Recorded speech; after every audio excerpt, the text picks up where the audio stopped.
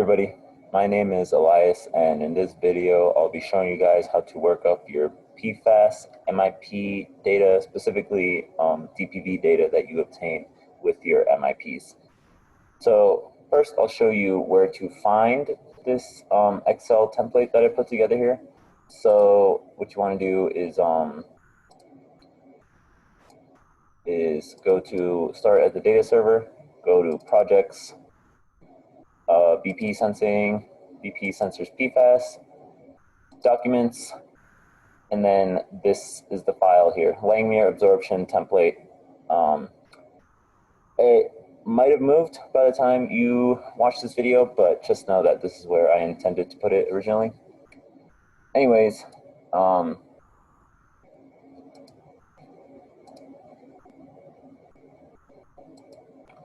so now I'll show you how to actually use this template to work up your MIP data. So first thing you want to do is input the correct PFAS concentration range that you analyzed over.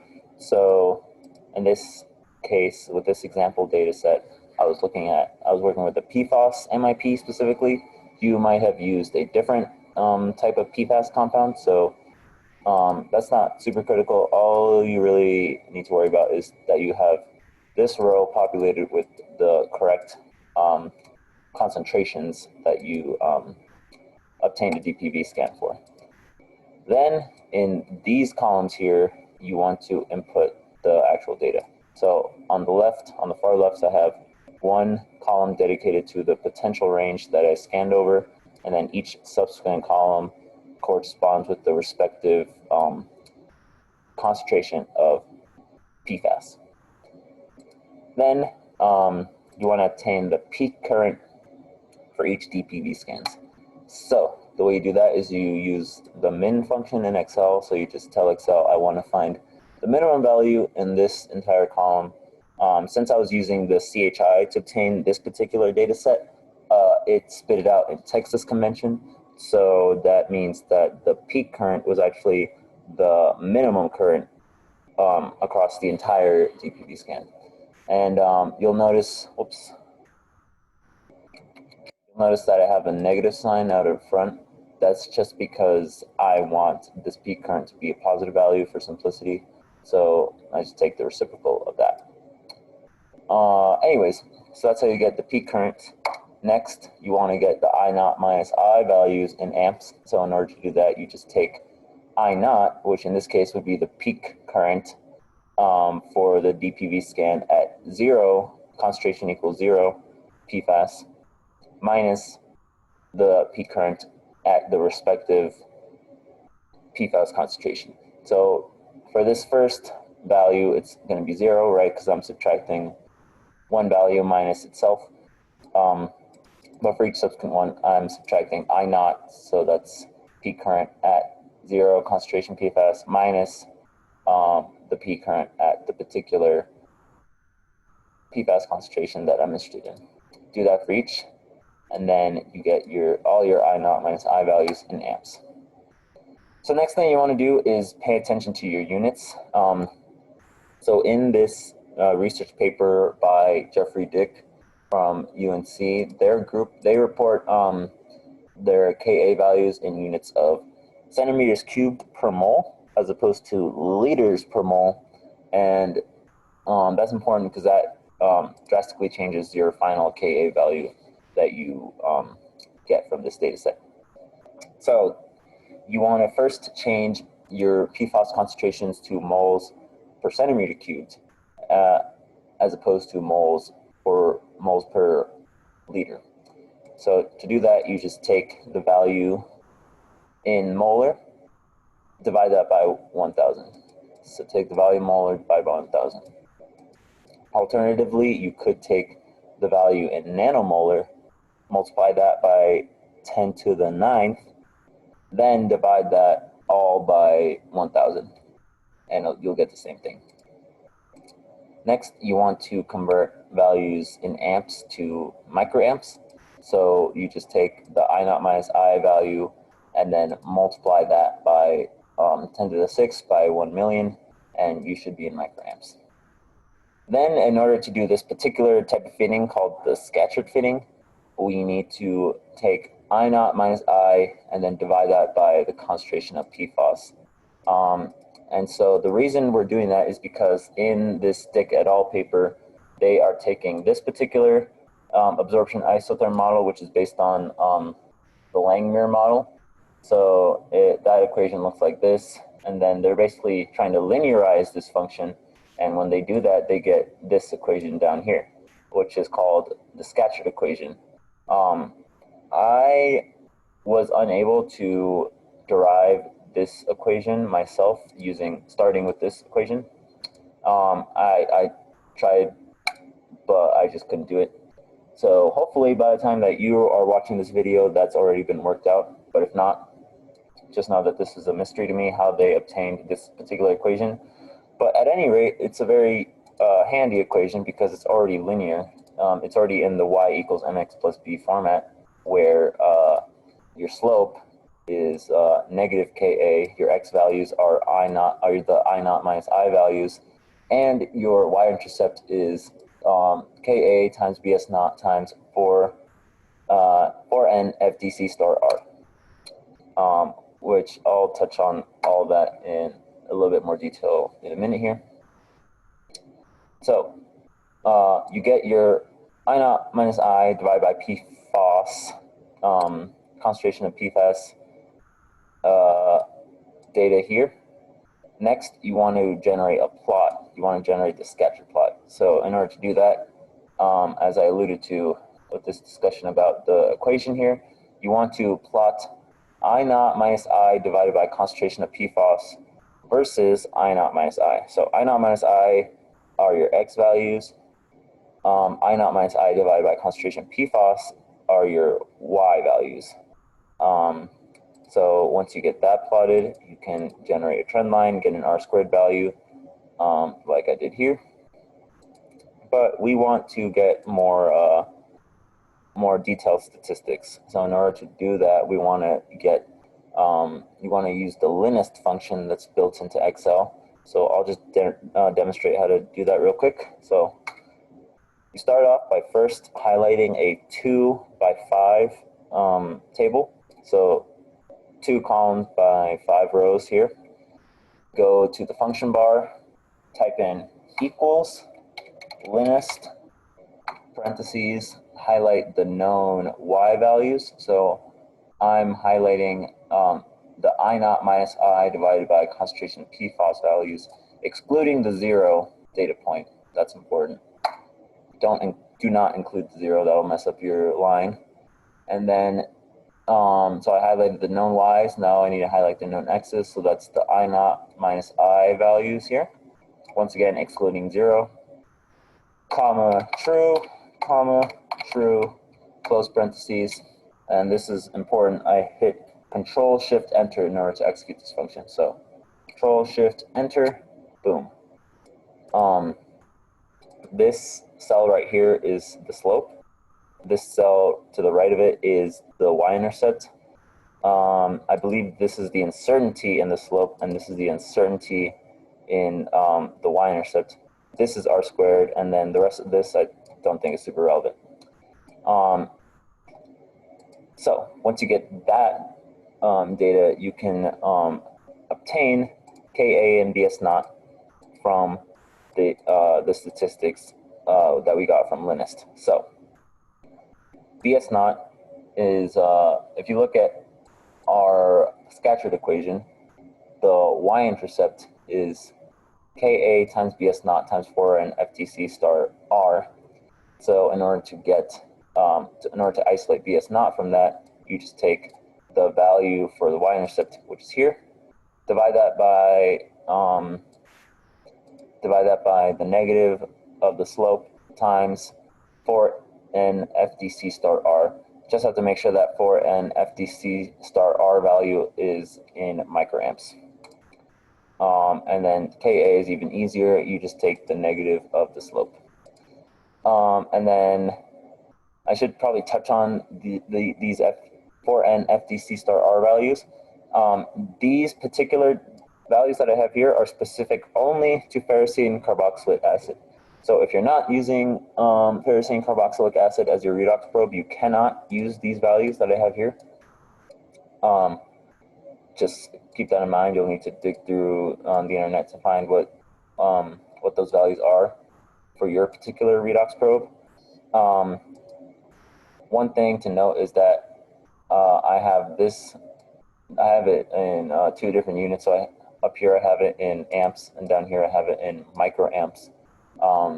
You want to be using the microamps for your calculations, just to keep all your units consistent and not to get confounded with anything. And then here I have the theoretical BS naught value. So theoretical BS naught would simply be I naught in amps divided by 4n FDC star R in amps as well. You could also do what's it called? You could also convert this first to microamps and then divide by 4n FDC star R in microamps. But just to keep things easy, I divided a value in amps by a value also in amps, and then that gives me the dimensionless BS0 value there. Okay, once you got all those numbers at hand, you can generate your model plot. So in order to do that, you just plug in the data, or plug in the values that you just obtained into this function right here. So I'm plugging in the BS naught value that I just obtained, and I'm plugging in the KA value that I've just obtained. So, and then, yeah, so that's just BS naught times concentration of PFAS times Ka, all that over 1 plus concentration of PFAS times Ka, and all of that multiplied by 4n FDC star R. Just make sure you're using the appropriate values, as in all your units are consistent with each other. So you do that for each concentration of PFAS that you obtained a DPV scan for, and then you can plot that together here, just so you can visually compare the model with your experimental data. So that just about covers the Scatchard fitting. Now let's talk about the nonlinear fitting, which works quite a bit differently.